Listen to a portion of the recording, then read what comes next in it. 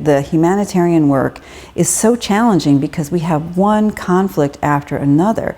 And if you think about children and what happens to them in a conflict, it's truly devastating. I think, first they're impacted directly. They can be killed or maimed or orphaned. I mean, terrible things happen to children in these contexts. But children rely on social services, right?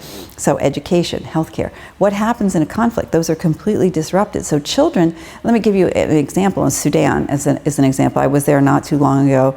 17 million of those children have been out of school for a year, and there's no sign that they're going back anytime soon. And so they're in this camp that UNICEF supports.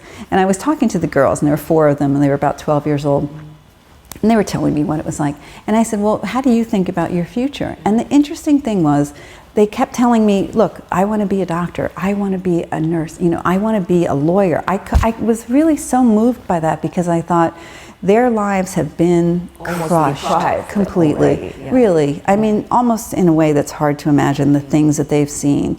But they still had hope, right? They believed that the world may work out well for them. If you look at Gaza, Sudan, Afghanistan, DRC, the numbers, the places continue to grow and the challenges are immense, and children suffer so much in those places. War is always the worst enemy of children, and I think we just have to all join hands, and that's why this cooperation is important.